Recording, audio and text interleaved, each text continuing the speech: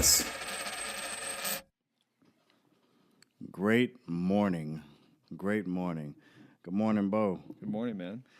Hey, welcome to the Broke Man's Podcast. Let's get some gratitude kicked off. I am grateful for peace. Peace. Create my own space of peace and knowing when my boundaries of peace are being kind of dismantled by people and learn how to step back and speak my boundaries so I can continue to hold my peace. I'm also thankful for food. I am a little bit hangry right now. And I'm also thankful for coffee, which I will be going to get right after we're done. Go ahead, my guy. Grateful for sharing that. No, I'm grateful for gaming with the guys. Yeah. Something simple, something stupid, something to turn your brain off, but it's grateful to game with the guys. I did that last night with some of my buddies. Yeah. It was a great time. And grateful for self-awareness. I've been able to see in the space of my brain of like, ooh, here's what I'm doing. Here's, I think, why. And how can I stop that? Or how can I observe that or accept that and just process that? I think that's what I'm extremely grateful for because I've been very attentive. Now I still have more to learn and grow from, but I've made tremendous progress in self-awareness. Like, why am I feeling this way? Okay, this is a trigger from this previous thing or past life or whatever. So yeah, I'm very, very grateful for self-awareness. It's helped me a lot tone down everything. It does. Not being able to stop in a moment and realize what's actually going on. Mm-hmm. And look at every situation. Okay, why is my heart? Okay, why am I feeling a little anxious right now? Mm-hmm. My heart is, can't even figure the word out. Say it for me. My heart rate is up. Thank you. Yeah, your heart rate. I'm feeling anxious, and I'm thankful in times like that. I know how to take a quick minute to meditate, to breathe, and to lower that heart rate and figure out what's going on. Why am I anxious? Oh, because when I woke up in the morning, I was looking for my keys. I lost them. Couldn't find my wallet when I got in the car. And that starts creating little things here, little pockets of anxiousness and settle it. Yeah, I had one this morning. I was looking for something, and then when I went to the room to grab something, I just miraculously found it. I was like, oh, that's another anxious spot that's been filled. I'm good now, and I feel a lot better. Yeah, like when I actually, it's amazing. That's why setting up the day and setting up your morning is very, very important. Very important. Mm-hmm. And remembering moments when I've done things like that, and you starts off wrong. Driving to work, I drive to work in peace. Good. Driving to work That's and huge. Being mad because you're late or trying to drive fast and get there, and now you're just creating a whole cascade. Mm-hmm. If you're not self-aware, you don't stop it. Yeah, I stop. Okay, let me slow down because if I'm racing to work and trying to get there fast and I get in an accident, it's my fault. I realize the things that are going to happen after and after. I realize the trickle effect of what I'm doing, and I look at it from every angle. What's the worst that can happen if I'm late? Yeah. I've noticed that for myself, too. Yeah. I've noticed that where it's like, you know what? Actually, we're just going to enjoy the ride. Yeah. I'm going to be probably a few minutes late or later than what I want to be, but getting worked up about it, I can't do anything about it now. Just try to adjust in the future. But real quick, this is something totally off the topic of our podcast today. But this is played in self-awareness. Maybe this has happened for you, but I'm curious. I've noticed when I thought in my head, just like in conversations or things, this, like, oh, I don't want to put in the effort to ask this question. Just whatever question. Or as a simple example. Or, oh, I don't want to do this. Or, oh, I don't want to start that conversation or whatever. But then I've noticed this is really weird. But then when I switch off my brain and stop thinking and just in the moment, all of a sudden I want to.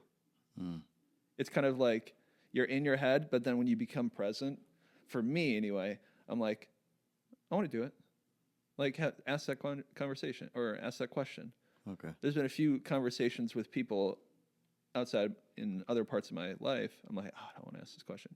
But then when I get out of my head and just present, I want to ask that question. When you lower everything and you center yourself, you realize, I can ask this question. It's not that bad. No. Yeah. It's not that bad. It doesn't take that much effort. Also, too, then it turns into a great conversation. Yeah, it does. As one simple example. You can approach confrontation very healthy. Well, for yourself. It might not be for the other person, or it might be. Yeah. But you can actually reel that person in for a conversation and have a smooth transition into confrontation. Yeah, I know exactly what that feels like. And when I sit down, I'm like, okay, I have to have this conversation. But if I take a couple minutes to just breathe through it and think, I'm like, oh, it's not that bad. I'm just overthinking it, which is make me very anxious.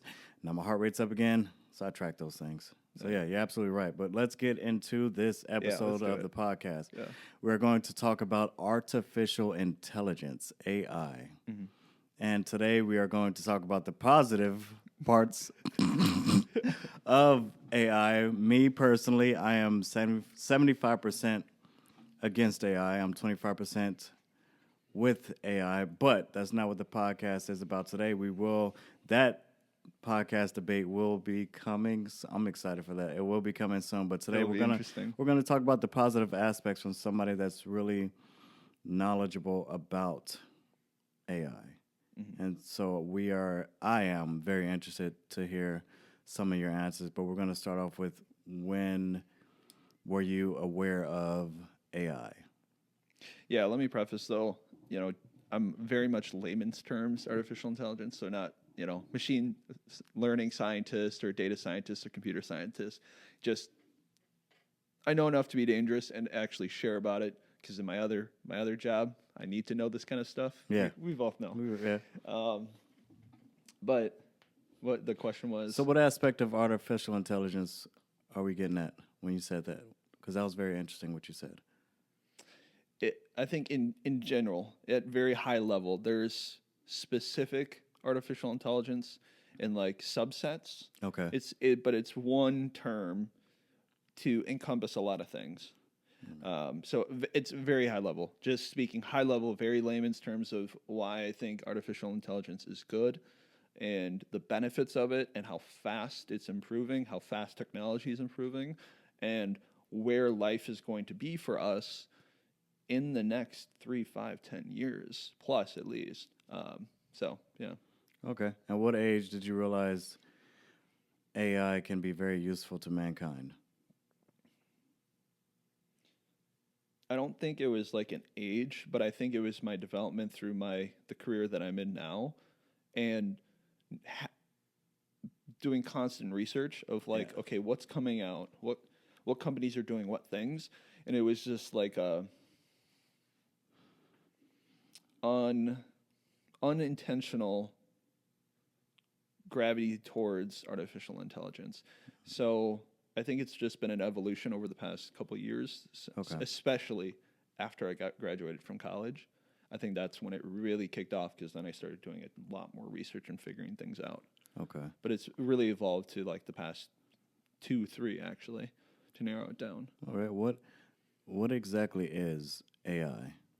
Yeah, artificial intelligence is just very, very high level. So some people may be like, no, you didn't say this right. But it's just pretty much a computer that can interpret, can understand, can read, can write.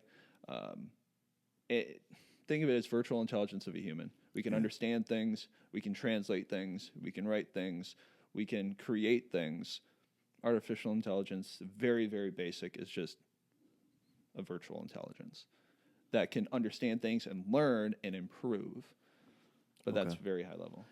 Is artificial intelligence part of our life more than we know? Yeah, absolutely. All the recommender systems in Netflix, Amazon Prime, the choices when you go on Amazon to order something, the YouTube algorithm, TikTok, everyone is exposed to AI. We don't know it. The feed on Facebook, just as one example, we all use social media or Amazon or a streaming service. Like just one basic example, we all use AI. We just don't know it. To have hyper recommendations and machine learning. Okay. Do we need it? And is it essential to evolution? I think we absolutely do need it because of the systemic and huge challenges and issues that humanity faces now and will face in the future, like sustainable energy, like drug discovery for more effective, safer drugs for us, as well as healthcare, as well as supply chains, manufacturing, and just a few examples. But I think it's necessary to solve those huge issues that we're all struggling with: food insecurity, water insecurity, poverty, etc. AI, I think, is a tool that will help democratize these technologies to others, as well as create an abundance that was hard without artificial intelligence before. Okay. Why are you so optimistic about AI? What are you seeing in the world that a lot of people aren't seeing? That's a really good question. So what I continuously see, and you don't see it in the news, unfortunately, and that's why I'm so optimistic, is what I'm seeing from the small startup to the largest businesses like Amazon, like Google, like Microsoft, like NVIDIA, like others, is that we're like, oh, this world is crap, the environment's going to crap, all this other stuff.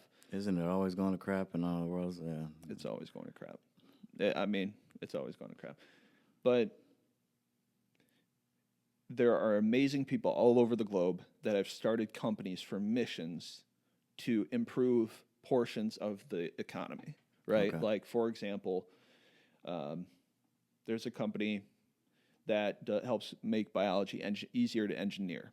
Okay. So, like, they partnered with Bayer, which is an agriculture company, to create synthetic fertilizer through organisms, where you take a cell, very basic layman terms, and you engineer it to create synthetic fertilizer. So it's not the toxic fertilizer that we use today that's harmful to the environment, that's unsafe for humans, that can do all that stuff. They're engineering cells within the plants, as well as possibly others, to make them more resistant and create nitrogen for fertilizer and be more resistant to pesticides and disease, all the way to like Amazon, for example, with sustainable energy. Yeah. They are creating hundreds and hundreds of solar and wind farms to produce renewable energy to power their own operations. That's why they've been throwing in Rivian electric trucks for the last mile delivery. They've been optimizing and throwing in robots to make it more efficient and safer for their employees to work within these fulfillment centers. How safer? Safer. So, like, for example, for humans, Yeah. right? You get tired, you get sore, you can, how you'd say, get lazy. Okay. And so, that's just normal human being stuff. But if you constantly carry, say, 80 pounds, 60 pounds, 70 pounds, 100 pounds down, back to transport goods to where they need to go to send out for fulfillment, robots can handle all the heavy lifting. And the repetitive motions, like if I keep doing this thousands of times, my right arm is going to deteriorate.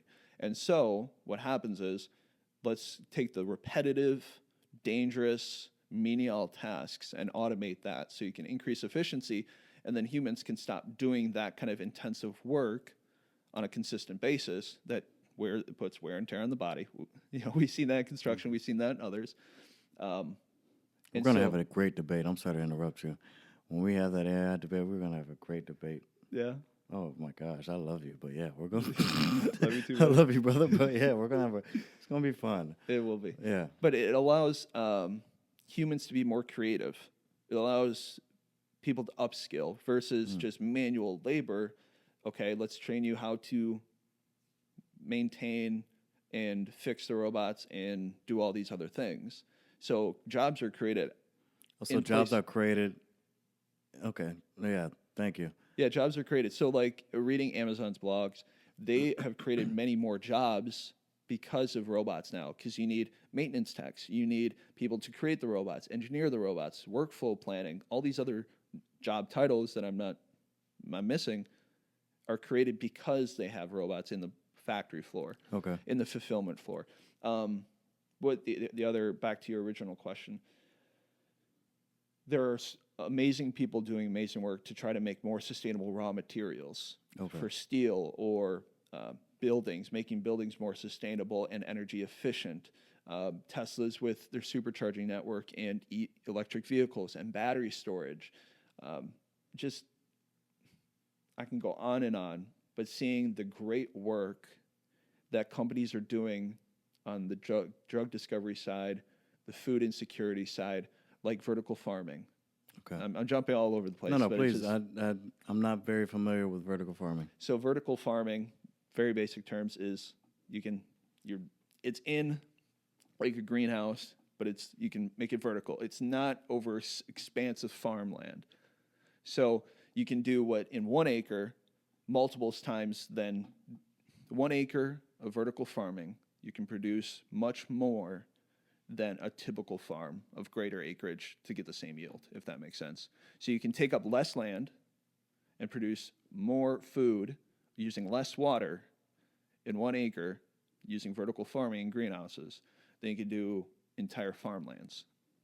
So that's less harmful to the environment, more sustainable. You're using less water. You're increasing yield for food. So food insecurity, if you increase production of food, guess what? The cost goes down for food production. So the cost is passed down to the consumer. So it's cheaper food, but still good for you, still sustainable. And I think too, with the safety in Amazon's fulfillment centers, in full self-driving for Tesla, for example, and making the roads safer. So as an example, the NHTSA, the National Highway Association for the U.S., it's the average driver gets in an accident once every 650, 700,000 miles. That's the average. Okay. For FSD, for Tesla's FSD, the average driver gets in an accident once every 7 million miles. That's over a 10x improvement than the average driver. That means less accidents, less injuries, less death for humanity. For people, at least 50,000 people die on the roadways in the U.S. every year.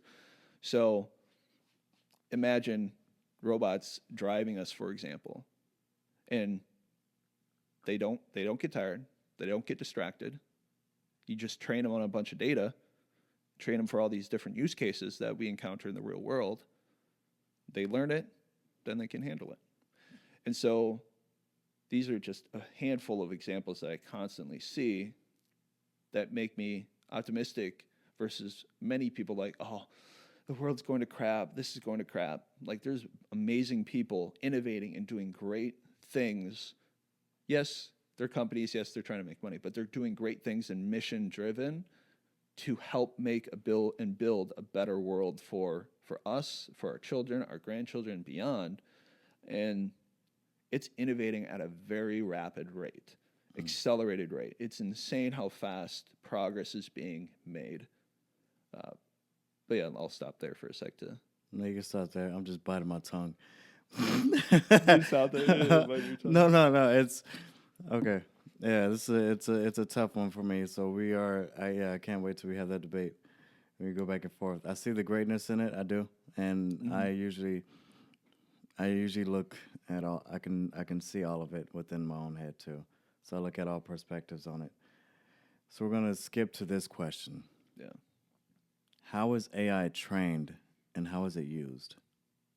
That is the huge question in because that can answer a lot of questions.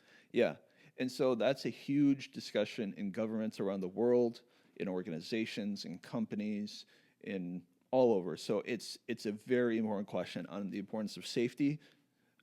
So you don't ask the question, how do I build a nuclear bomb? How do I build a pipe bomb? Yeah. ChatGPT is not going to answer that question. You're like, that's unsafe. Yeah. So it's all about building guardrails, saying what you train the AI to say, okay, you can answer these questions, but you can't answer these. Okay. Now that can get into like your own agenda and stuff like that. You can make it political or not, or religious or not. But it's an ongoing debate within the industry, and they're continuing to place guardrails. So then it's not unsafe for people to use. Okay. I like that. I do. I like that. Guardrails. And it's also about like making sure that it's not discriminating against people and not giving unfair advantage to people like discrimination. But training data, that's also the big question of, am I misusing data of people, like selling their data and training it? That's a huge question too. But all the social, the internet consumer companies take our data and sell it and trade it on it, even though they shouldn't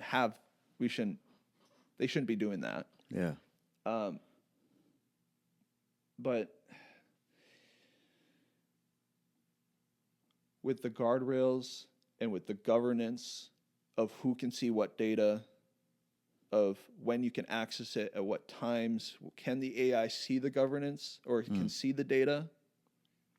And at what instance would they be able to use that data to make a decision? So like in healthcare or any other industry, but it's specifically healthcare, you know, you have personal data that's extremely personal for people.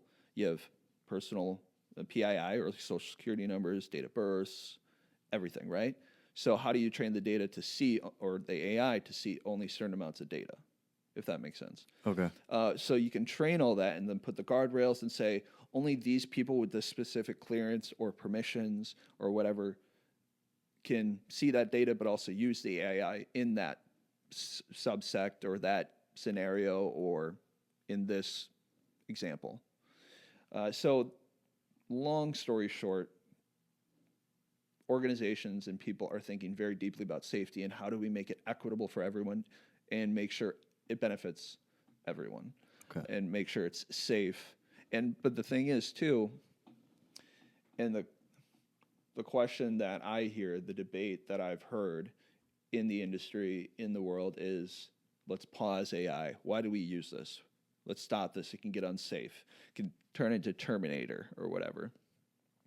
The big issue with that is North Korea, China, Iran, Russia, all the other bad state actors, they're not stopping. They're not going to stop until they win. And so you can say, well, we got to stop AI and whatnot, but... Is that an ego thing? No, it's not an ego thing. It's a dangerous thing because they're going to push their morals and ethics on the rest of the world. Because we see how Russia operates. We see how China operates. We see Iran, how they operate in North Korea. I'd rather not see them have AI. They're going to have it. So we got to keep up. So we better outperform them so we have the bigger things to put them in their place, quite frankly, so we can have our Western values. Yes, the West is not perfect. Yes, the U.S. isn't perfect. We've done all fucked up things, right? But we have to continue down this road whether we like it or not. This world of man. Yeah. This world of man. It's a crazy world. This world of... I can go so deep with that, but I'm going to leave it at that. This ego world of man. Yeah. How about we transition, because I do want to know this, from seeing it from when I was a kid to where I'm at now. Mm-hmm. How fast is AI growing? So I would say starting at the technology level, aside from AI, just as an example, that NVIDIA, which is a big, it's now an accelerated computing company. We've gaming GPUs, graphics processing units. It's been huge recently because they're run up in success. They're selling semiconductor chips, GPUs, to big companies and also small companies to train AI in what's called inference, and I can get into that later. But they've improved the GPU, the computing, 1,000,000x over the past 10 years. 1,000,000x over the past 10 years. They've improved computing. And now it's only accelerating. And now for AI, for example, ChatGPT came out 2 years ago. Yeah. And now 2 years later, we're at where it can hold a conversation with you. It can translate real time with you. It can do math problems. It can do so many other things. OpenAI's most recent AI models. This is in 2 years from a simple text chatbot to I can have a conversation. It can hold a conversation with me. We can talk about anything and everything, and it can translate real time with me. And it's a voice, too. Any voice that I want. And so AI is moving extremely fast. And now, with the problems that we're trying to solve and innovate, we're only organizations, governments, companies, they are implementing AI to go faster. And the AI is getting smarter and better, and they're training larger models so you can put more data into it. Okay. And learn, pretty much, and getting more efficient. So it's moving at a very, very rapid pace, an accelerated pace, and it's not slowing down. It's every day there's almost a new breakthrough. Okay. It's wild. So every time I pop up where I go for research and whatnot and hear what the true experts are saying, they keep discovering new things, and so many people in the ecosystem are learning new things about AI and what AI is capable of doing, or what it just accomplished. So it's moving extremely fast. Is that necessary? Is it needed to move that fast? Yeah, okay. I think so. I think with the urgency of today's issues, one, with sustainability, with famine, with inflation and other things like that we all have to deal with in life. Rising living costs. That's crazy. History repeats itself. I just thought about that. Yeah, we do things to make things worse, and then we do things to make things better. Then we do things to make things worse, and then we do things to make things better. Yeah. Like, for all the reasons that AI is needed, we created all those reasons why it's needed. Yeah. I just thought about that. I'm sorry. No. I'm sorry. It certainly rhymes. History certainly rhymes. And I would say, too, it's also a competitive thing. Because if you don't have AI in your organization, in your government... Is it healthy? The competitive stuff, like you're talking about the different countries, Russia and China, and then you have us, and we have to keep up.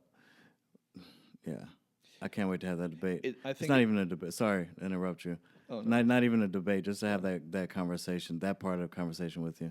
Yeah, which we'll probably have off air. It just piques my interest for people.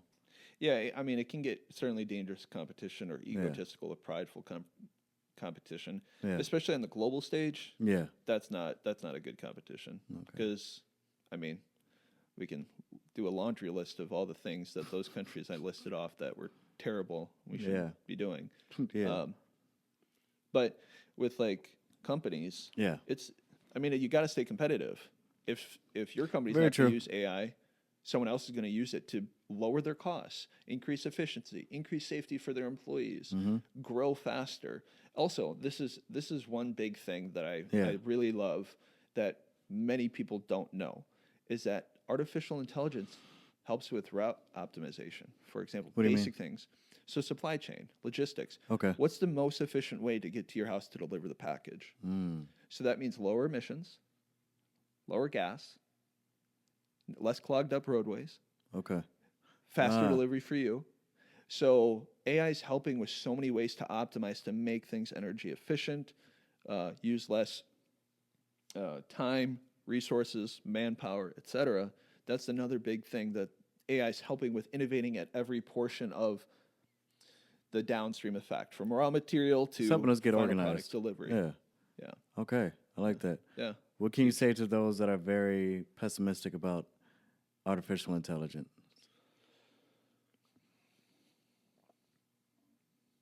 I would say AI is just a tool.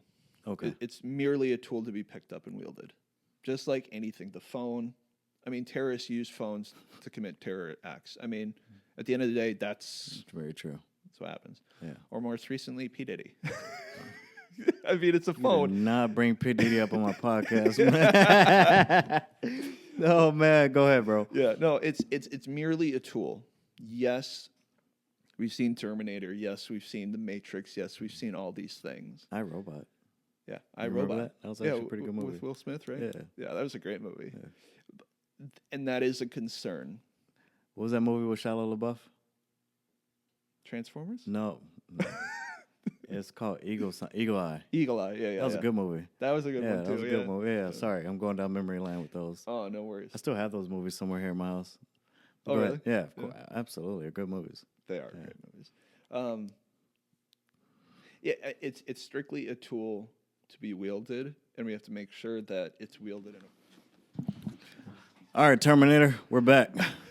The future AI overlords that are listening to this podcast to be trained on data and get improved.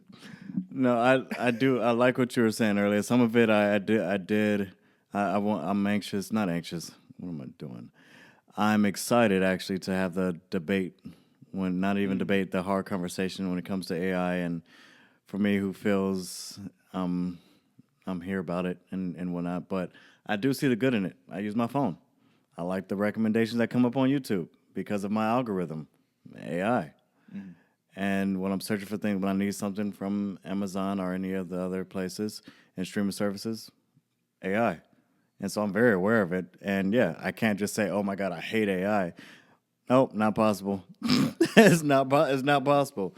Yeah. With all the things we have and how innovative it's getting and the use of it. And I like the way you put it earlier, even off camera, of it's a tool.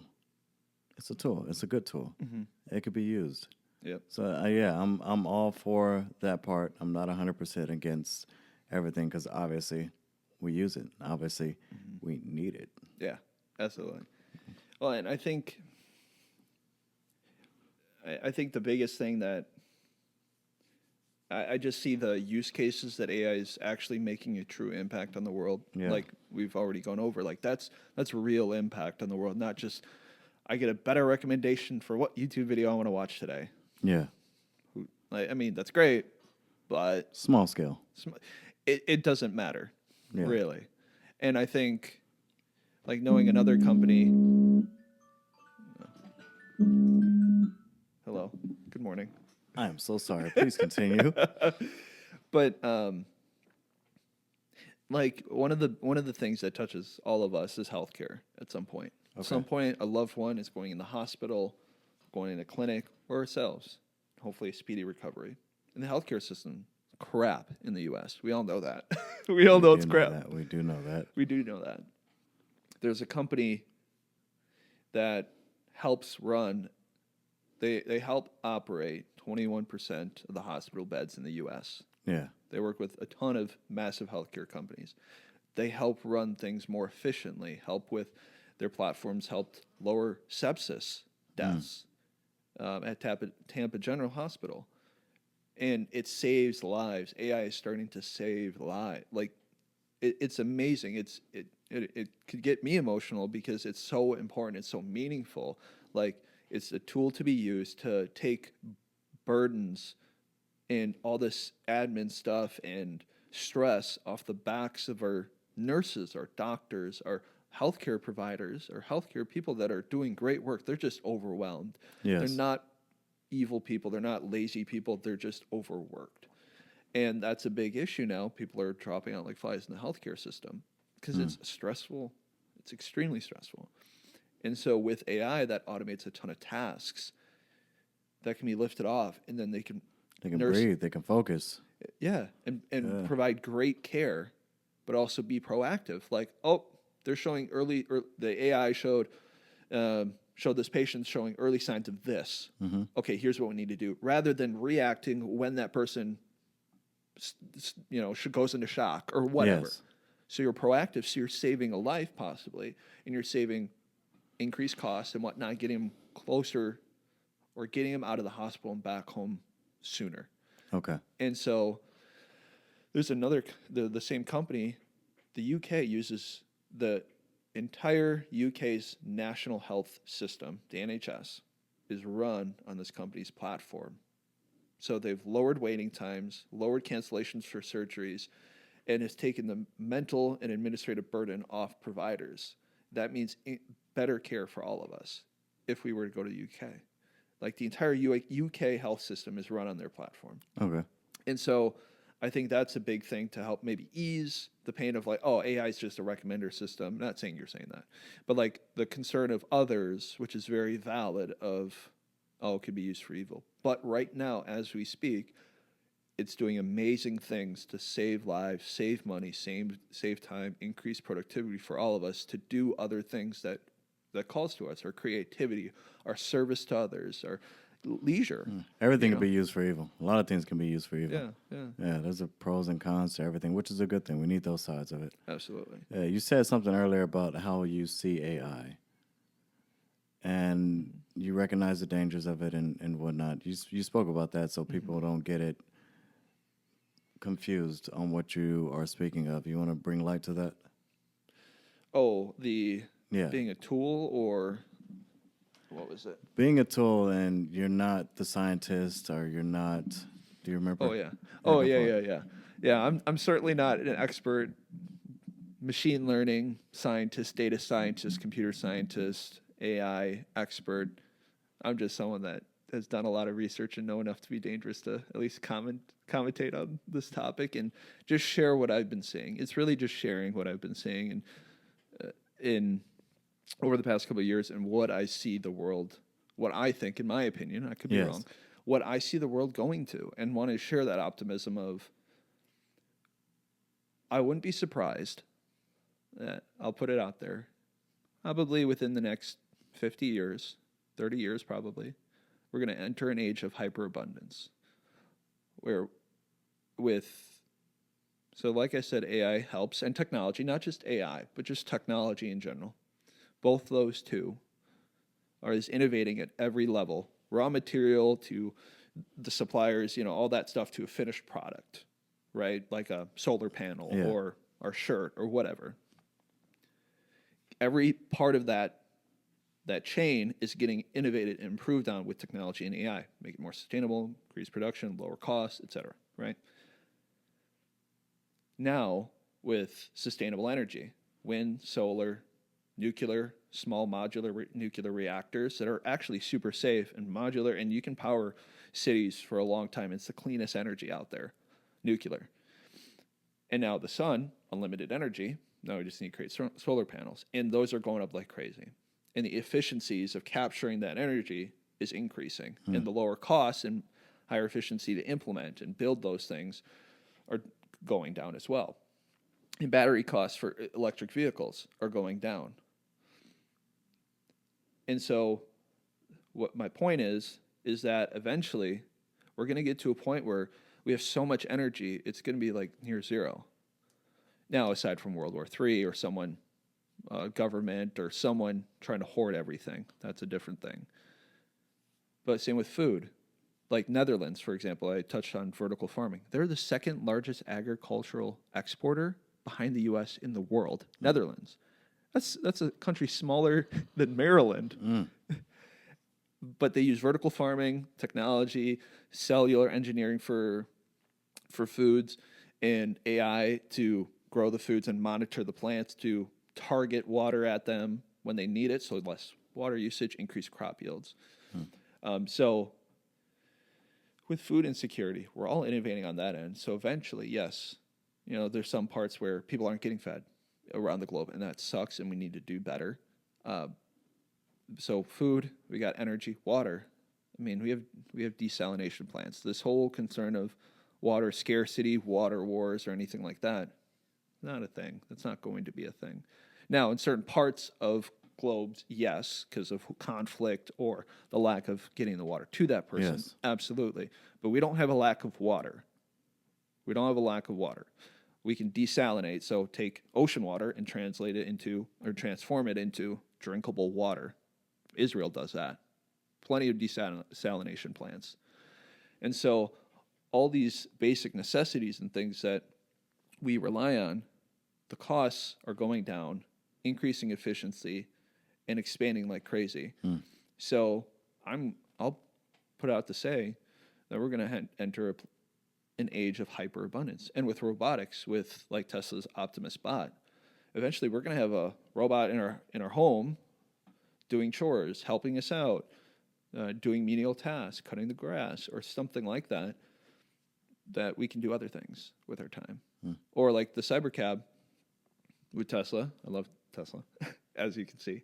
The Cybercab's coming out where it's no steering wheel or pedals. You just hop in. You can do work. You can watch a movie. You can take a nap. You can do whatever.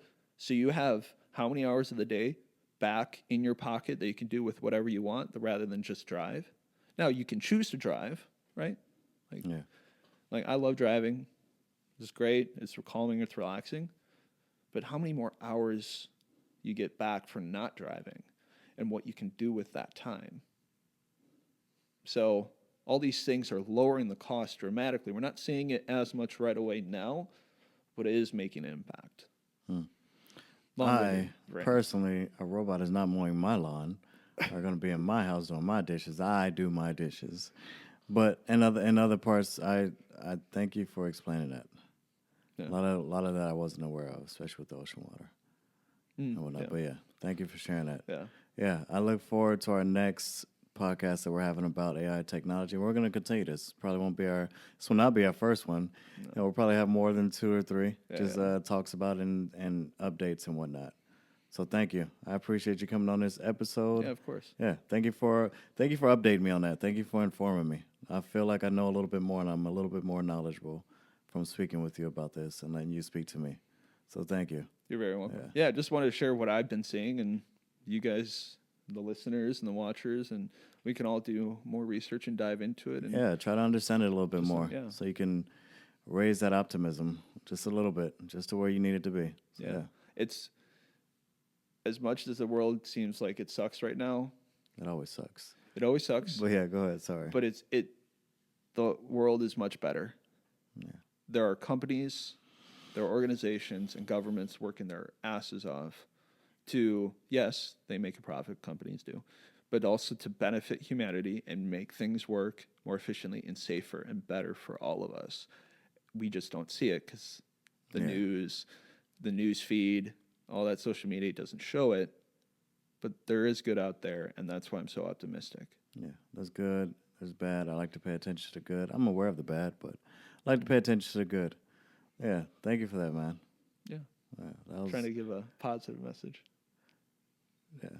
I like it. Now you just have my brain just thinking about all of that, man. It's just, it's nice. It's nice. Some aspects, like, obviously I don't agree with you with, but in some of it I do agree with you. It's needed, and it's useful, and it can help. And if it can help save a life, all right. It's still not mowing my lawn or cooking my dinner. Fair enough. But in other aspects, yes, especially when it comes to the hospital and people trying to figure things out. And when it comes to driving, I'm the same with you, but driving, if they have that and if it keeps somebody safe, so be it. Yeah. On to the next podcast, my guy. Until then. Yeah, let's do it. All right, brother. See ya.